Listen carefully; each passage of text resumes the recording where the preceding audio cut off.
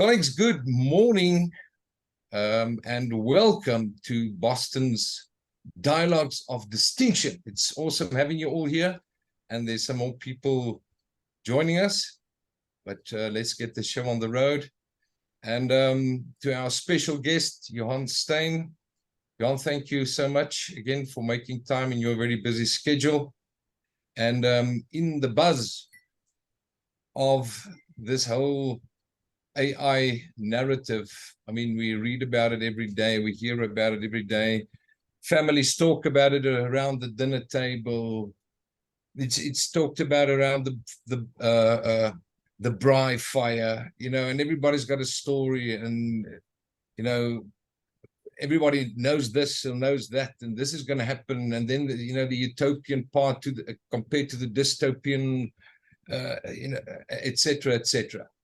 But I've always said that when you really want to know the truth, then you have to engage with the experts, and that's why Johan is with us this morning. So Johan, thank you very much. Colleagues, Johan, as you've seen, he is a human-centered artificial intelligence advocate and a thought leader, of course, was very importantly to notice recognized by Swiss Cognitive as one of the top 50 global voices in AI.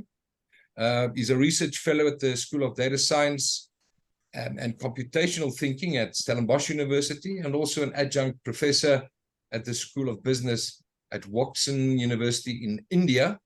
Johan was a finalist for the 2022, that's last year, the 2022 IT Professional,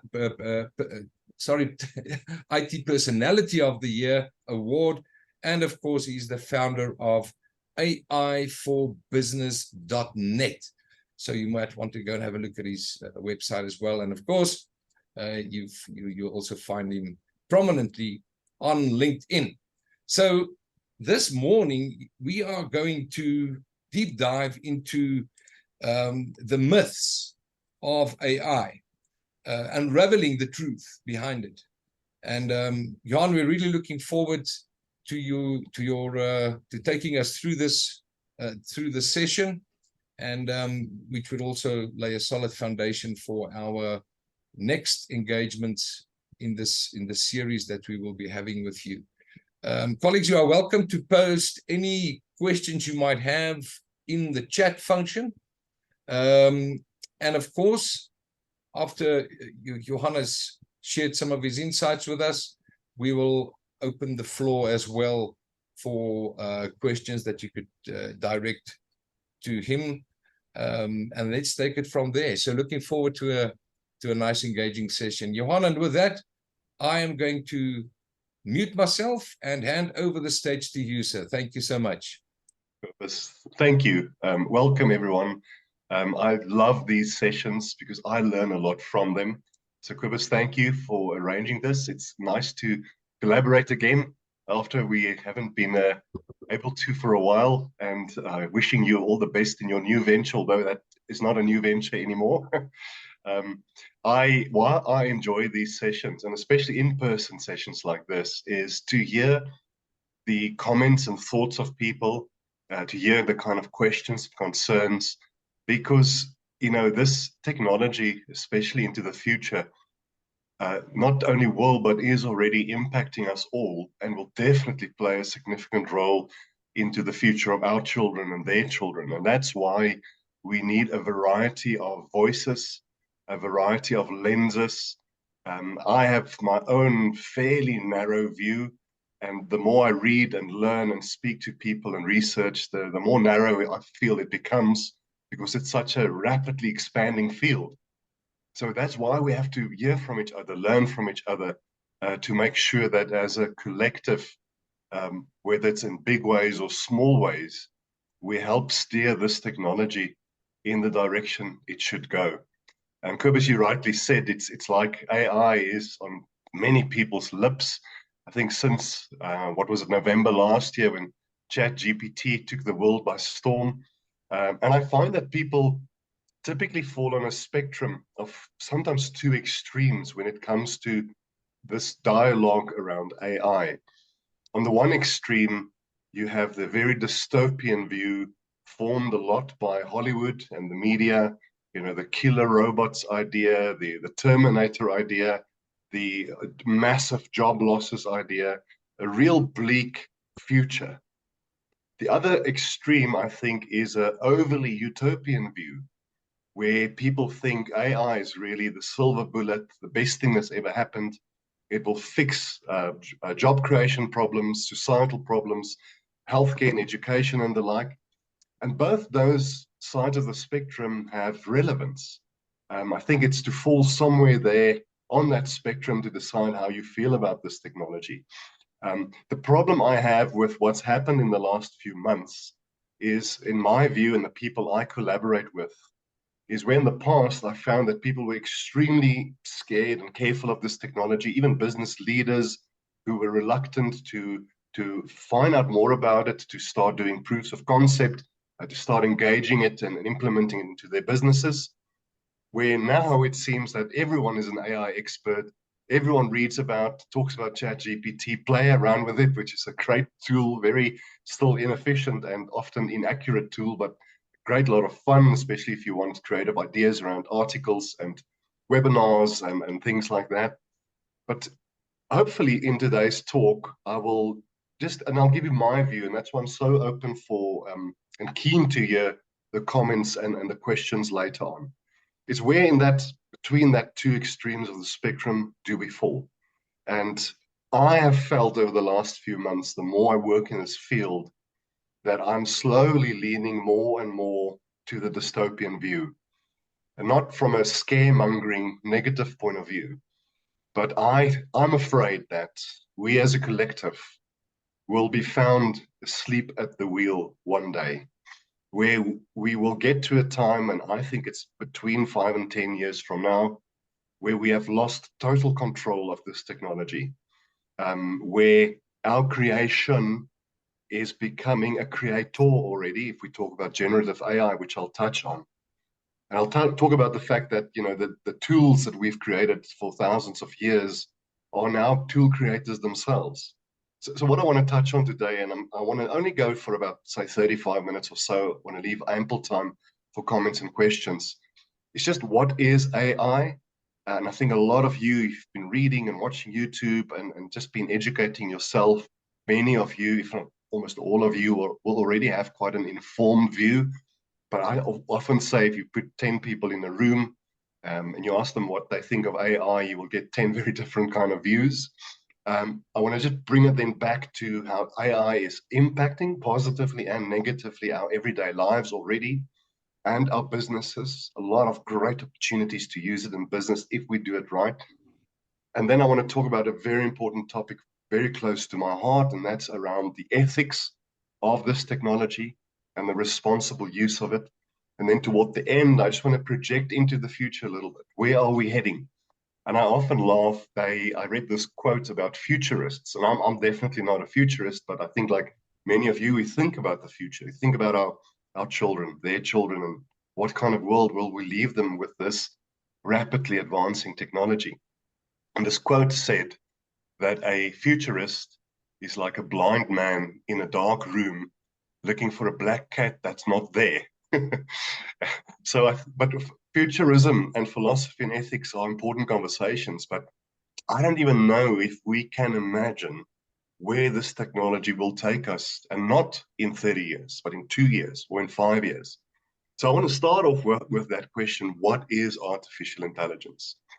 And as many of you know, the term and the idea around AI is old. Even some of the ideas come from philosophers of 1,500 years ago. But the term was coined in the beginning of the previous century. And I think the word or the term artificial intelligence is quite a misnomer. What does it mean? What is artificial and what is intelligence? So I think better ways to talk about it is to talk about the smart technology era, or about thinking machines or cognitive machines.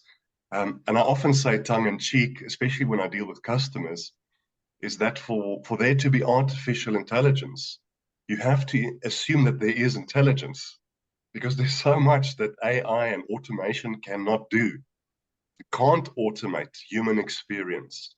and our problem-solving abilities at the moment, our ways of critical thinking, of empathy, of thinking ethically about things.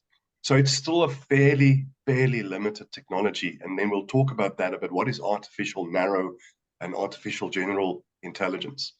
Where I discovered, or when I discovered this technology, even though I've been working in tech for most of my adult life, when I was working for one of our large banks about 9 years ago, a global vendor came to us in the division where I worked and asked us if they can do a proof of concept around their machine learning algorithm platform.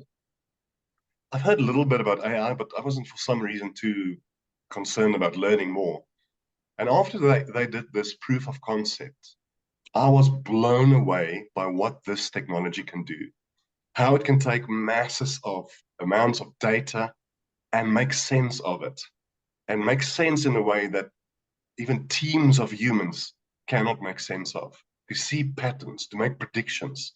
And from a business context, working in this bank, I couldn't believe it. At the same time, round about the same time, I became a father of an adopted baby boy. He was a year and a half old. And I don't know why, but for some reason, this connection between this technology and where I think it might be going, and having a child and thinking about his future came together. And that's why I tried to move into this space, and like Kobus said in the intro, to be a human-centered AI advocate. Many, if not most, of the conversations about technology and about AI are about the technology, which is good. But there's so much more than just the tech, the algorithms, the platforms, ChatGPT, Internet of Things, cloud technology, all those terms we tend to throw around. What is the impact on humans? And I think that is a conversation we should have more and more. Impact on our customers, of course.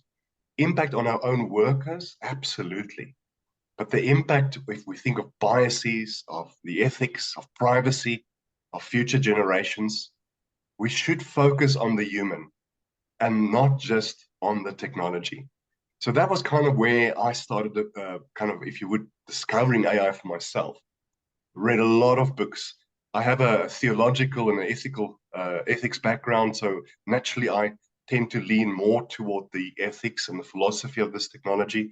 And just before many of you joined, Kobus and I were starting to talk about this, and I always think you need about 5 hours and a bottle of scotch to really talk about this. And it's a lot of fun, but to hear how people think about it in a philosophical way.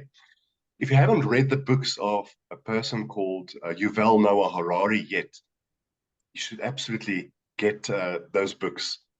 He is a historian, and also people like Nick Bostrom at Oxford and many others. And it's interesting that, and it's good, that many of the leading voices in AI, in the future of AI, are not technologists, but philosophers and historians. I read a piece a while back that said, if we think about jobs of the future, you know, we hear a lot, and it's relevant, about coding and algorithms and ethical officers and many others. I think two of the most needed roles in business and in society as we go into this AI-led future will be that of philosophers and ethicists, because we are opening a can of worms, having to deal with ethical and philosophical issues as this technology advances that we have never had to consider before. Think of designer babies, algorithmically designed babies, which is already a reality. It's not been approved yet, although we don't know if countries like China and others are already playing with it, using algorithms to re-engineer human fetuses, to engineer out historical or generational illnesses, to custom design babies. That's a hugely philosophical issue. It's about the creation of human life. Think about implants into our bodies, brain-computer interface technology. And like all technologies, AI is fundamentally a neutral tool, and we as humans can use it for bad or for good. The brain-computer interface can do a lot of good when it comes to dementia and other kind of illnesses. But it's one thing to wear a smartwatch on my arm, knowing that I'm tracked geospatially wherever I go, that my health is being tracked, etc. But what if you can see inside my brain and what I think and influence it? There we can talk about the future of democracy, for instance, which is the engineering of consent. We are already greatly influenced by our social media feeds, amplifying the biases we already have. And it will be interesting to see next year in the US how AI and chatbots and agents from other countries, adversarial agents, will potentially impact the US election even more so than in 2016. So we are talking about serious stuff here. How it will impact my body, my brain, my future in a democracy, education, and the like. Now, humans have made tools for thousands of years, as you know. Natural spiritual capacity. Everyone must just go on mute if you don't mind. So one of the ways that we have become different, and if you would, more advanced than other species, especially mammalian species on Earth, depending on how you view evolutionary history, is our ability to fashion and use tools. And even if we think about the last just 200 years, the industrialized age, it's what really made us the masters of this planet. But that also makes us killing the planet if you think of global warming and the like. The challenge we have now is that this tool or set of tools, or this ecosystem of tools, broadly known as AI, have the ability more and more to create itself and to create other tools. Tools that might and will not be fashioned by us. And this could be industrial tools or algorithmic tools in particular. And where we will get to a point where we don't know how our tool AI creates more advanced tools and what to do to stop it. It's the first time in our history that our tools have generative, creative power to generate more power. And if we don't regulate it now, and there's very little regulation, and we'll talk about that, it'll totally get out of hand. And here we must think especially about the weaponization of AI. Killer drones, drones the size of your thumb or smaller, that looks like a mosquito or a fly. Drones may be the size of a tennis ball that has the ability to launch a projectile into your brain and kill you. Working on facial recognition, which is a very flawed technology. So again, think about the two spectrums, think about where you fall. Is it overly optimistic? Is it overly pessimistic? And as we learn more and more, where on that scale do we fall and how can we influence it? Now, what is AI? About a year ago, my father asked me that question. And he's not a stupid man, but he's not a technologist. And he asked me, he said, Johan, what is all this AI stuff that you're working on? And I couldn't explain it to him initially. Because, you know, like in other things, unless you use the lingo we use in this field, and often we don't even know what we mean when we throw the lingo around, it's difficult to explain it. It's so easy to talk about machine learning algorithms, smart devices, edge technology, cloud, etc. What does it mean? So I then came up with a simple way to try and explain it to him. And I have found that it helped me, and it also helps me explain it to other people. So very briefly, what I typically do is I bring on 4 icons onto the screen, onto the slides that I use. And the one icon is of an eye, the other one is of an inbox, the third one is of speaking or language, and then the last icon is like a graduation cap of a student. And what I then say is we typically, and this is really simplifying it, but we as humans, when we perform work, typically do 4 main things. And the idea of artificially intelligent systems is that it can do those things as we do it, or do it a lot better and quicker. So the eye represents our ability to see and to understand what we see. You could read an email, an instruction, a request from a customer, for instance, and you can understand and you extract information from what you see.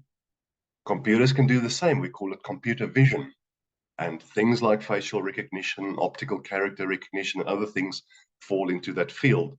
And a little later on, I'll just give you a use case of procure to pay process, how these kind of technologies fall into autonomizing really that whole process. So we have ability to see and understand what we see. So do computers. Self-driving cars is a fantastic example.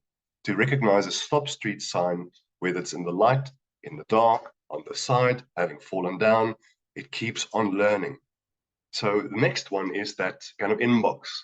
Not only do we see, we can also execute tasks based on what we see. And here we speak often about your administrative, repetitive, lower value tasks. And that area of work is where it's very automatable.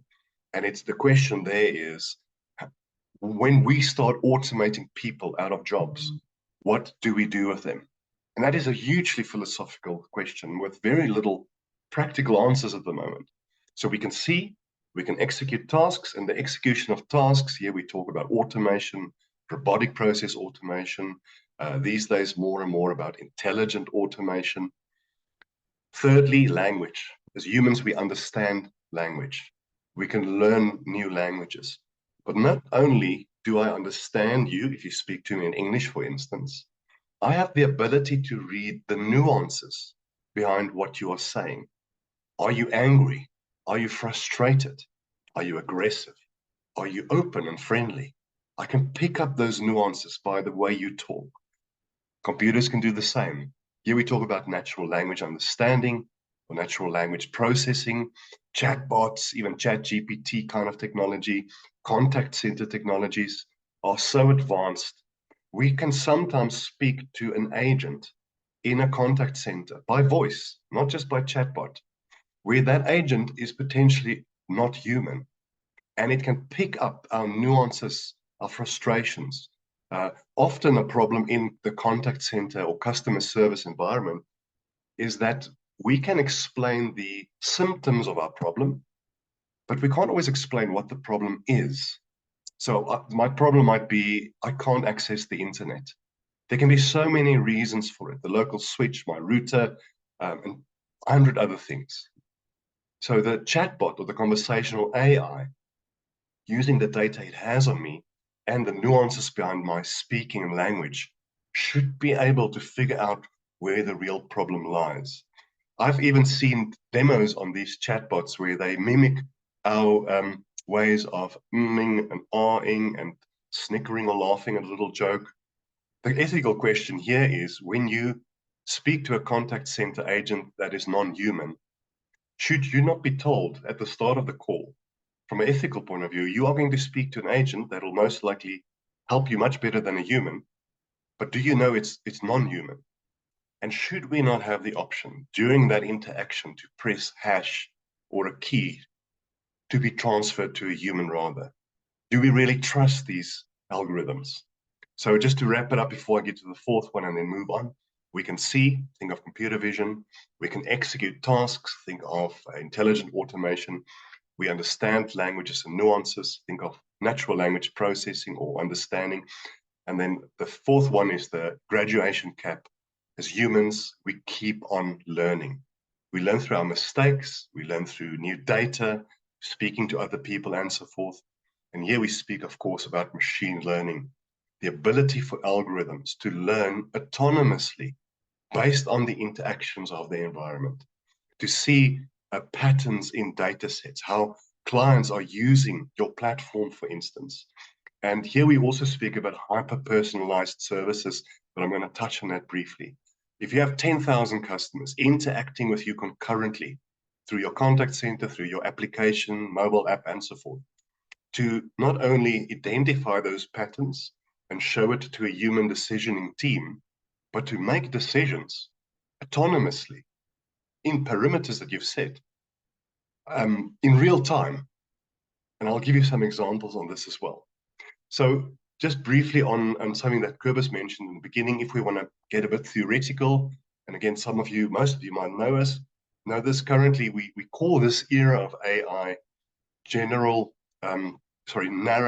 intelligence, artificial narrow intelligence. What we mean there, yes, it can mimic how humans think, how our brains work, how human intelligence work, but it is still fairly limited. There's actually a lot more that it cannot do than what it can do. Yes, it can beat you at chess, it can beat you at a Go game, but does it know that it's beating you? Is it conscious? Is it self-aware? And it definitely is not. When we get to the next phase, and here we can have so many opinions, 5 years, 10 years, 50 years, where we call artificial general intelligence. This will be an era where the AI is not only fairly much as smart as humans, but a lot more advanced. And in this era, we most likely will start seeing elements of sentience, of consciousness, of self-awareness. The challenge there is that, and even human consciousness is a fairly misunderstood, and our understanding very limited on the topic. But one of the reasons I think, from an evolutionary point of view, we've developed consciousness is fight or flight, which is part of many animals on Earth. But it's also our ability, especially as our neocortex grew and our language understanding, is to be self-aware, to not only remember the past, but to imagine a future. It's because we can imagine that which does not exist that we create art, paintings, songs, business plans, new ideas. What if an AI can become self-aware? And what if its fundamental fight or flight will say that these humans can switch me off? So I am not going to obey them. In fact, from a self-preservation point of view, I'm going to rewrite my algorithms to make sure that humans can't conquer me, but that I will conquer humans. One of the interesting topics here is, will we create another level of humanity on Earth?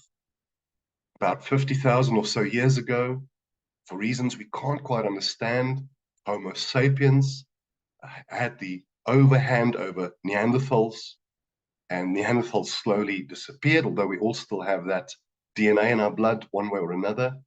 But that was an evolutionary process. As we infuse humans and human bodies and human brains with more artificially intelligent devices, will we create a second species of human, more a humanoid, artificially intelligent person that is pretty much a person, but not quite a person? And will they not, like we became the overlords over the Neanderthals, will the new species of humans that we are creating, and remember, it's not an evolutionary force, we are creating it through our technology, will they not become the minority of super rich, super powerful, human-like creatures? And slowly or quickly, us normal humans will disappear on the planet. And again, Yuval Noah Harari and Nick Bostrom, you have to read their books and many others on this. So currently, narrow intelligence, getting to general intelligence, and here we're talking about sentience and consciousness, which is quite scary. I've got about 10 minutes left. Let me quickly talk to you about AI in our everyday lives and businesses. Often at conferences, I would ask the audience, raise your hand if you used AI today. And even still, most people won't raise their hands. And then I say, okay, if you have a smartphone, raise your hand. And then most people will raise their hands. And I said, well, if you have a smartphone, you have used AI today. Almost every, if not every application on that smartphone, one way or another, is driven by algorithms in the background. Waze is a good example. Google Maps.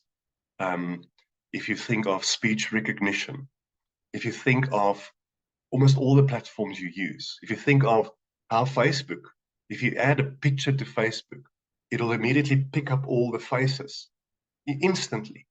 And it might even suggest what those people's names are, especially if they're on your friend list. It's a bit scary that it knows so much about us. But it's infusing our lives, we know it. Even just this conversation now over Zoom is largely made possible by artificial intelligence, one way or another. This artificial background, and I wish my house looked like this. We're using it, it's like electricity, which is maybe not the best example in South Africa. It's infused our lives already. It's infusing recommendation systems, the products we're exposed to. I mentioned earlier hyper-personalization. This is very relevant in the field of customer service, but it's also becoming more and more relevant in the field of education. We all have gone through an education system most likely, that to a large part have been a one-size-fits-all. And we haven't had the ability or the technology always to recognize the individual attributes of our learners. And I'm not saying we should change the curricula, but with AI technologies in the AI space, we can in real time adapt how information is delivered to individual learners, depending on the data we have on them. Some learners, as we all are different, some learn better in a visual way. Some would rather listen to an audio book. Some would rather look at a mind map of sorts. So if we can recognize the strengths and the weaknesses from a learning point of view and from a recall point of view in our students, and adapt through artificially intelligent delivery methods how they are being taught, it could greatly enhance how we educate people. And I'm talking here from primary all the way through to tertiary. Think of in real time recommendations you receive on the mobile apps. There's a company in Cape Town that I've done some work with, where based on the information they have on you, and they're working here with one of our local banks, they're currently still doing a proof of concept, that they can change the look and feel of the mobile app when you access the banking app in real time. Yes, they have to adhere to certain branding principles, but we know based on your behavior, and here behavioral science plays a huge role in the future of AI, that if I access my banking app, if the menu is top left rather than bottom left, I will most likely engage more. They can predict why I'm going onto the app. Is it that if it's the 25th of the month, there's a good chance that I'm checking my balances. Has my salary been paid in? But based on your behavior, they can hyper-personalize and fairly accurately predict what you will be looking for. So rather than having 40 line items on the menu, you will only have the top 3 of what you most probably, the reasons you most probably are accessing your internet app. And then you can obviously drill down on that. So think about the amounts of data we have on people, think about human behavioral science, think about very accurate predictive technologies and how it can benefit us in commerce, in education. The other side of the sword is true. If the AI knows more about me than I know about myself, how it can manipulate me, manipulate my thinking, back to the conversation around the election, around the biases in the algorithms we see on our phones. It can go either way. It is going either way. But how can we make sure we use the masses of amounts of data we are harvesting on people in a responsible way? We've got POPIA, the Privacy Act in South Africa. And there are some elements of it that dictates how you use data for modeling. But we have no regulatory framework in most of the world, really, around the ethical, responsible use of AI. About 5 minutes left. Now I'm going to rush. I'm almost done. AI ethics and regulation, huge problem. In October 2020, we had the release of the report on the Presidential Commission on the Fourth Industrial Revolution. It was a well-written document with fantastic recommendations by some of the best academics in our country. Here we are, 2023, nothing has been done. 8 or 9 key recommendations in that report. And I think the challenge here is that in this country, we still largely deal with second industrial revolution issues like the supply of electricity. We are largely not living in the fourth industrial revolution. So without a regulatory framework, we have no control over how people will be using this technology. If you've been following the news, the EU is making quite a lot of progress on their AI Act. There's a lot being done in the US and in Canada, even China and other countries. But in most countries, in none of the African countries I'm aware of, and definitely not in our country, do we have a responsible, mature framework for dictating how we use this technology. And the challenge, of course, here is the balance between innovation and regulation. You can't stifle it. We can't stop this bus called AI. But how do we make sure it is used for the benefit of humans and that we don't become the overlords over others because we know so much about their behavior through the data we have. The other issue here is biases, of course, huge problem. I often tell my clients, when you develop AI systems, do not just outsource it to your technology vendors or to your technology department. It has to be a multidisciplinary approach.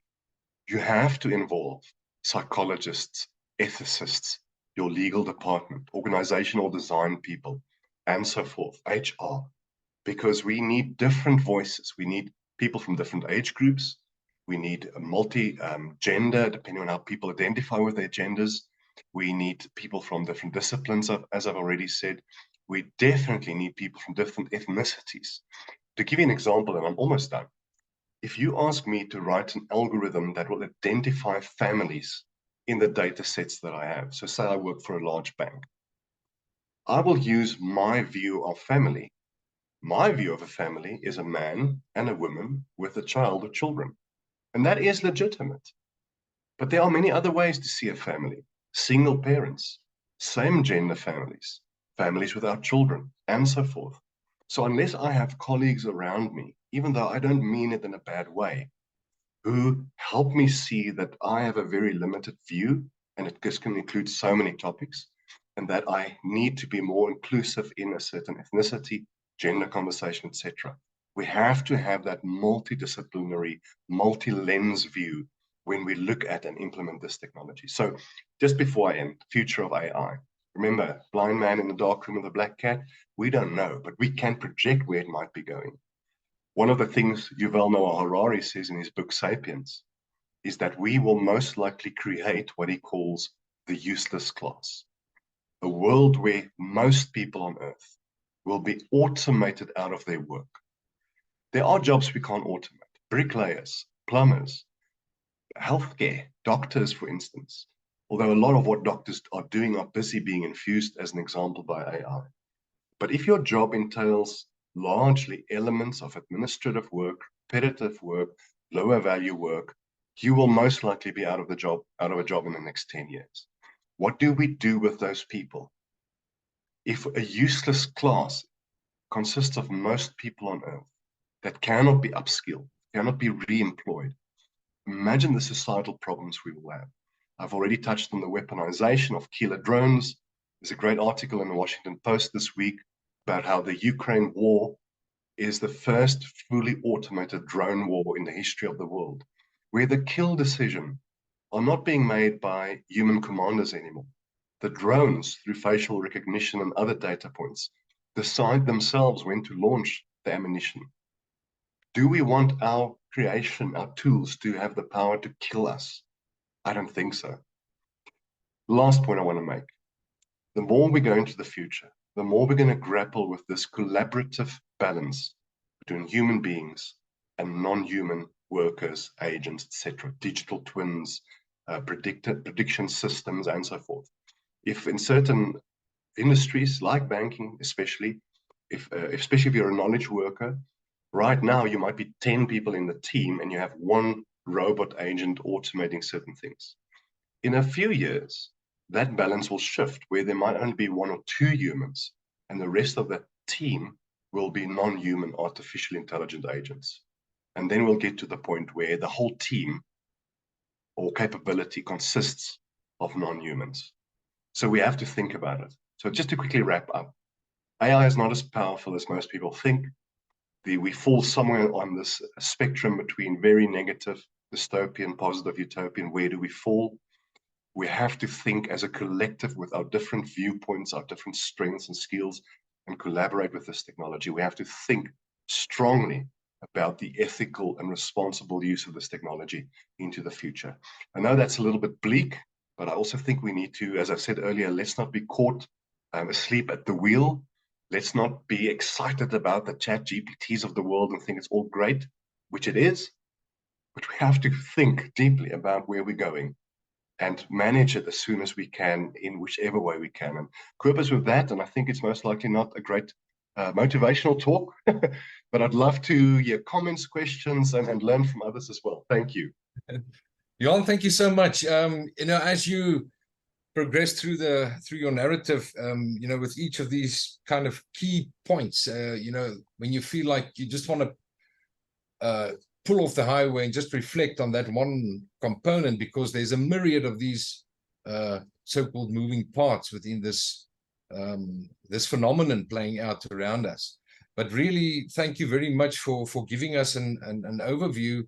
I mean, it's so deep and wide and so forth, and to get to the crux of it in a short space of time is also a challenge. But thank you very much.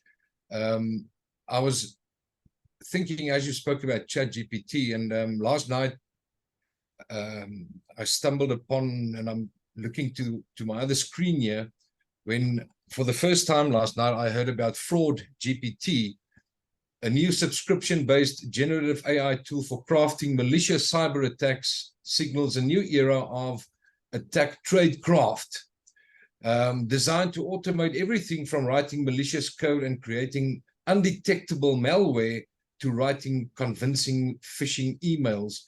Fraud GPT puts advanced attack methods in the hands of inexperienced attackers. What are your thoughts about that? That is scary. You know, Kobus, it's one thing for very advanced, experienced hackers to give us problems, and they do. But what if every man on the street, so to speak, can have this ability? Phishing attacks are becoming a real problem. You know, just for those who maybe don't know, it's a way, it's normally through email, or it could be a WhatsApp, where the message is so personalized to grab your attention that you most likely will fall prey to it. So, for instance, it could be an email that looks like it's coming from your child or your boss. The email is crafted in a way, or drafted in a way, that mimics the nuances about how they normally speak. Excuse me. And then typically there would be a link to click on, and it will install malware, or it'll ask for money, etc. Excuse me, Kobus. So I think putting that power into the hands of any person out there that's interested is a big problem.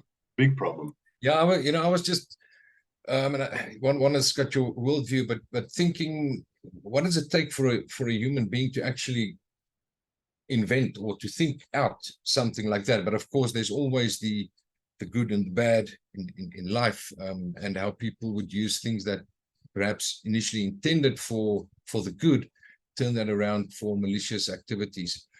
Johan, I see there's a question from Mike. How does AI affect the logistics industry? Have you got any thoughts on that? Yes, it's a fantastic question, because that industry is so ripe for automation and for artificial intelligence systems. I spoke about a year ago at SAPIX, which is quite a large international logistics kind of a event.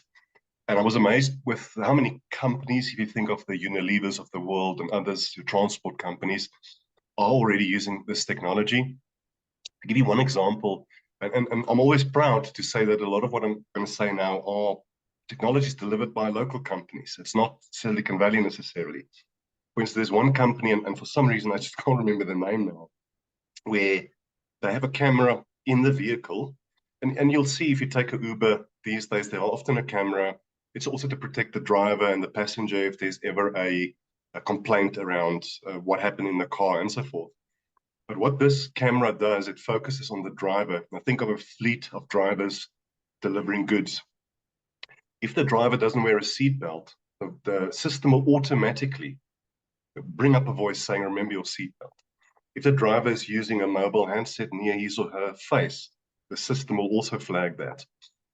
It will look at the facial features around predicting fatigue, for instance, and then it will encourage the driver to maybe take a rest. Obviously, what companies can do is to collate all of that data and to look at really bad behavior in certain drivers, for instance, and so forth.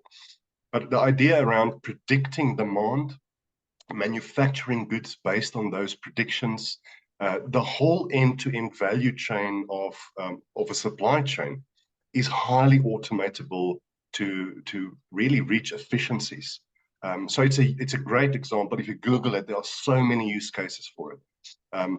It's not just supply chain from a commerce point of view. If we think of a natural disaster where we have to get goods and services, food, water to people quickly, AI can play a huge role there as well, tracking people.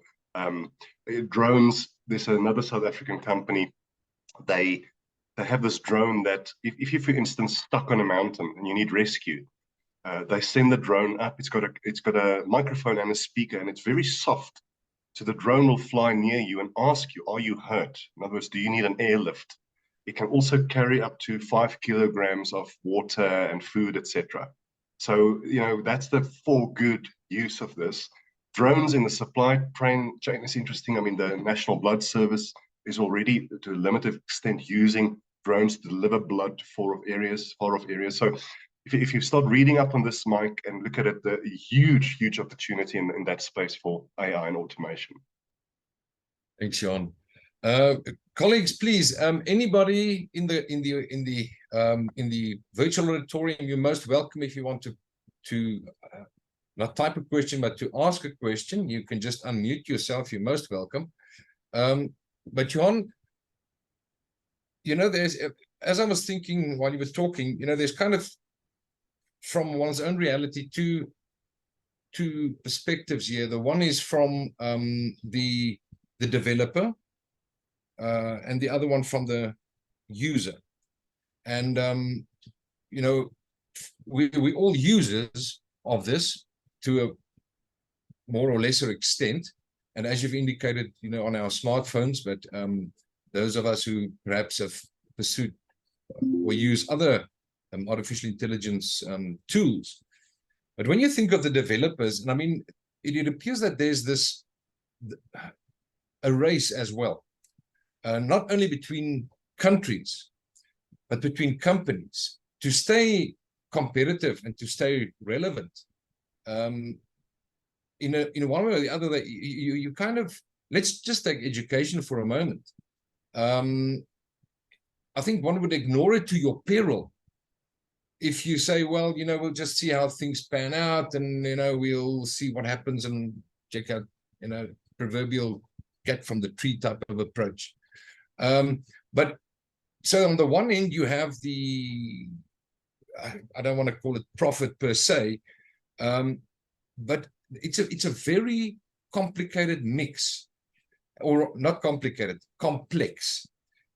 And when it comes to complexity, in my view, complicated, you can still resolve, you find solutions, but when it's complex, and when we talk about the notion of wicked problems, there's typically not a very specific solution, but more a managing of polarities as you navigate, this kind of terrain.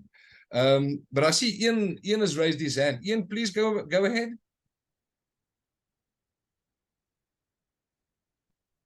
Okay, let me just ask you to you can just unmute Ian. It might be that we need to unmute him. Okay, let me see. Can you guys hear me, Dr. Cobus? There we go, Ian. Yeah, Yes. you live. Morning, Dr. Cobus. Johan, thanks very much for the session. I'm finding it extremely interesting. I do appreciate the ethical slant to it. I think the commercial side of it is being discussed at length, and I'm not hearing sufficient, ethical considerations, etc., like what we had with DigiCoin, etc. So I think well positioned from a chat perspective. The question that I have is, it seems that, especially from the Sapiens book, etc., a lack of understanding and knowledge, I think specifically to AI, would place Joe Bloggs on the back foot, etc. And with the nature of self-studies and upskilling, etc., is there any recognized fraternity or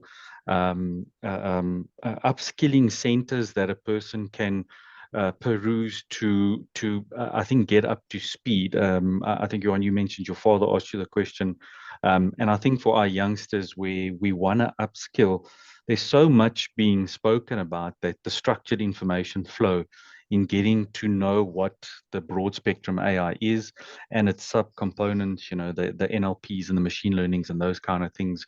But, where can we go to? What is industry deemed to be the go-to place, for self-study or further studies? And who's the market leaders that you mentioned earlier? I didn't get all their names, but who's the market leaders? I think it's Nick Bostrom, that we can read up more on in order to get up to speed with these topics? Great question, Ian. Thank you. Let me start with the second question first. Thanks. So Nick Bostrom, great.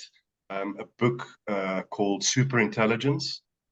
Although it's a heavy book, it's a long read, but he goes into a lot of ethical dilemma issues projecting into the future. I constantly go back to Yuval Noah Harari. There's so much on YouTube of his talks. There's one of his best talks is, I think it was 2 years ago at Davos. He did a talk about the future of humanity.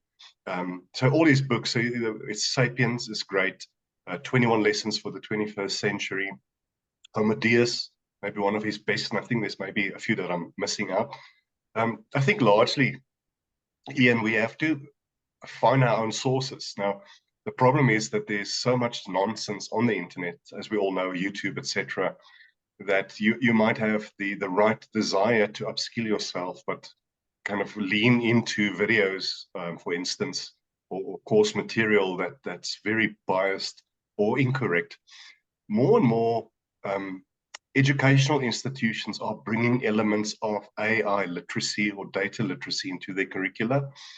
For instance, the University of Johannesburg, I think their policy now for 2 years is that every first-year student will have to do a very elementary introductory course on AI. I think more and more tertiary educational, especially privately owned, and Cobus, we've been having those chats as well about looking at more and more into the future. I would like to see more of this even at primary school level, not just secondary school level. We on this Bandcamp now suddenly over the last few months of introducing coding and robotics into our schools, we're about 7 or 8 years too late.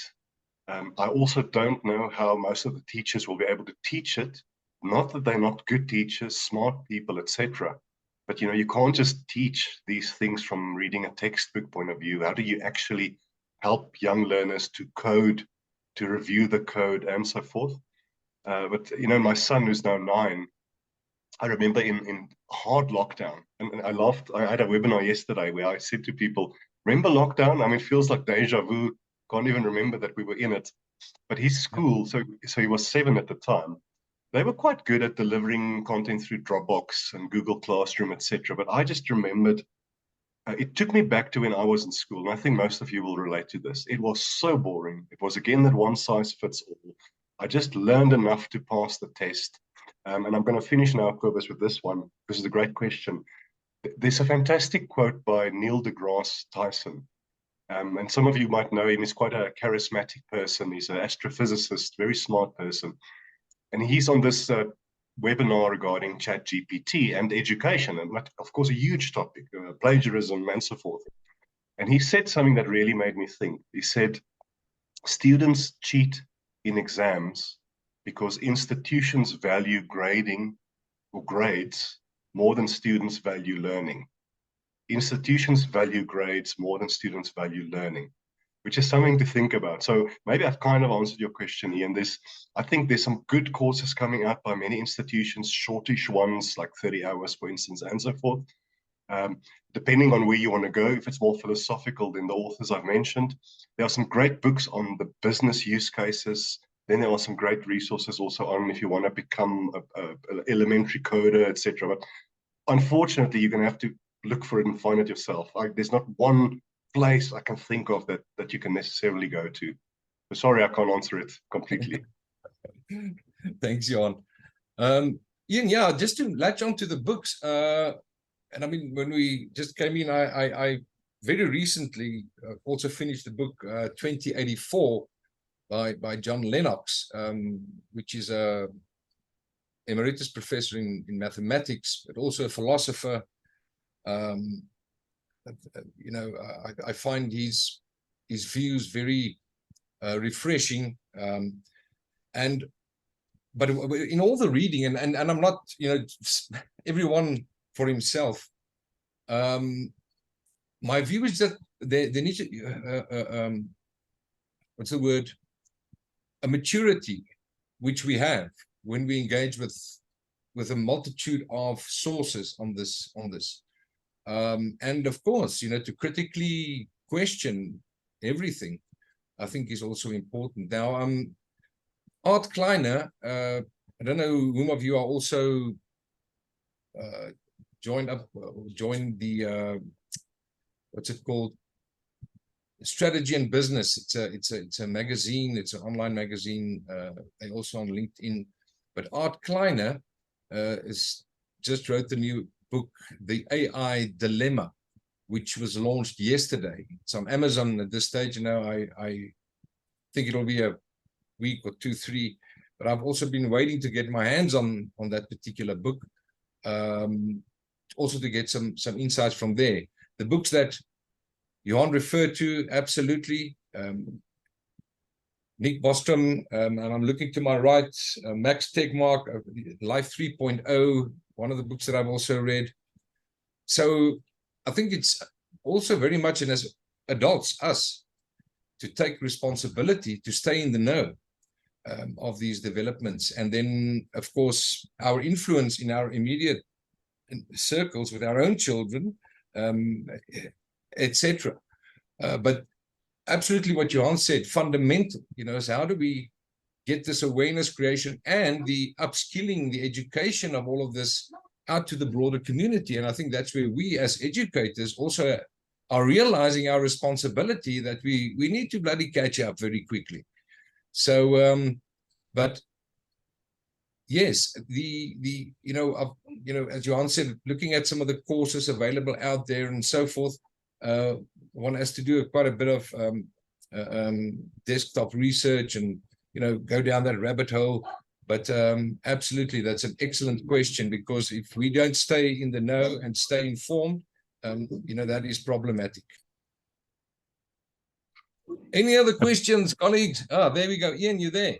Yeah, I just wanted to say thanks for the feedback. It's appreciated. I had as much idea that it's a minefield, considering the pace of introduction of AI and the the educational system generally cottons on somewhat slower, and it's no slight or slant on the education system. It's just the nature of commerce, and I think it's important to have these sessions. So just from my side, as a student, extremely insightful and appreciated. I think the angle was also sincerely appreciated, and I think Dr. Kobus, just the additional readings are appreciated, because I think social engineering and opinion is something a person wants to, as much as possible, sidestep as far as these new technologies are concerned, and because you don't have one stand out like Peter Drucker or something. You are generally tended to be influenced. So appreciate it. Thanks. Great, Ian. Absolutely. But colleagues, we appreciate the feedback as well. How we can really get into topics that's so important for us to engage with, and it's these dialogues that we have, because often we isolated and trying to figure things out by ourselves. And from my own perspective, maybe just as a matter of interest. What Johan said, concur with him. I'm now also at that stage of my journey with this that leans more towards we call it the dystopian side of things. I was standing on the middle line, like a proverbial rugby field, that looking left is the utopian and to the right is a dystopian, and kind of, all right, so who's right? Whose voice do I listen to over here? And then you say, okay, but I also need to dive into this ocean myself and experience and learn, and as we said earlier on, down the proverbial rabbit hole. But the main things here, the ethics, and we spoke about that at the beginning very, very briefly, the ethical side of things. And there's empirical research that's out that indicates that the typical, what you find in companies, call it policy or guidelines for developers specifically, do not really have the impact that it should. There's no real mechanisms, and Johan alluded to that, for transgressions or for people that go out beyond or outside those lines. And so a single set of rules, and I'm now going to stick my neck out. On this 16th day of August 2023, I cannot foresee ever for there to be one single document or a regulatory framework because of the various differences in contexts and all the other myriad variables that Johan alluded to. For one, culture, bias, all of these kinds of things. So I think it's just important for us all to kind of lock in and move forward together as we all aspire to get more clarity and navigating this very uncertain future. But Johan, I don't know if there are maybe some closing words from you. We really appreciate again your time and insights. Any closing comments? Cobus, firstly, thank you for the opportunity. Thank you for everyone who listened. Again, my view is very limited. I'm sometimes very daunted to have these talks because of so much that I realize I don't know. But let's be humans. Let's be parents. Let's be partners of people. Let's stay human and focus on what makes us strong and make sure that this thing that we're busy creating is not going to rule us. But also, let's not treat it or deal with it in a fearful way. Let's just be smart. So yeah, and I look forward to our next chat. Cobus, this was great. Thank you. Absolutely. Thank you so much. Let me just make sure that we've addressed all the questions there. I noticed that somebody has actually placed a link to Harari's website there for those that would like to have a look there. And colleagues, our session next month is going to be about generative AI in tertiary education and empowering the future of learning. So, but we will notify you in due course of the date, the time, etc., etc. So, I'm really looking forward again to engaging with you now. Once I get so excited and worked up, I can just carry on for the rest of the day as we find our way through all of these complications. But thank you so much, colleagues, and each one of you for your time. Appreciate it. Appreciate the support. And until we meet again, keep your feet on the ground and reach for the stars. Thank you very much. Thank you. Thank you. Thank you. Bye. Thank you very much.